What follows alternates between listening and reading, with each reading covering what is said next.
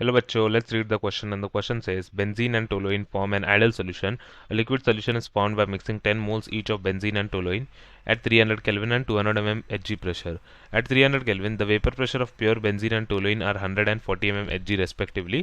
तो हमें बताना है कि if the pressure over the mixture at 300 Kelvin is reduced, then at what pressure does the first vapor form? तो हमें बताना है फर्स्ट वेपर कब फॉर्म होगा.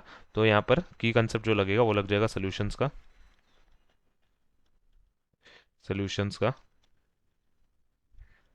अब हम आगे मूव फॉरवर्ड करेंगे तो हम देखेंगे कि मोल्स ऑफ बेंजीन जो है हमारे पास N of B is equal to 10 moles और मोल्स ऑफ टोलुइन है अगेन 10 मोल्स. प्योर सॉल्वेंट का हमें वेपर प्रेशर दे रखा है तो पी नॉट बेंजीन यानी vapour pressure of benzene pure benzene is 100 mm Hg, ये हमें दिया है. And P naught T is equal to 40 mm Hg, 40 mm Hg, that is vapour pressure of P naught B and P naught T यानी benzene and toluene का.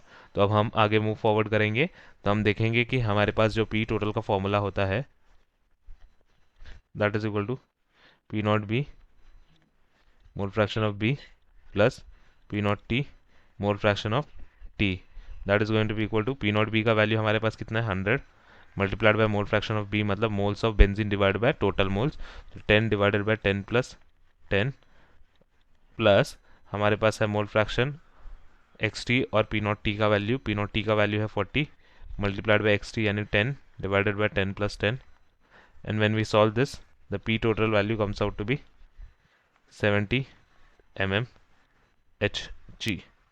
सो the pressure where the vapour form is 70 mm Hg और ये दिया है हमारे option number B में. सो हमारा सही आंसर हो जाएगा ऑप्शन बी और बाकी सारे इनकरेक्ट हो जाएंगे. Hope you understood it well. Best of luck.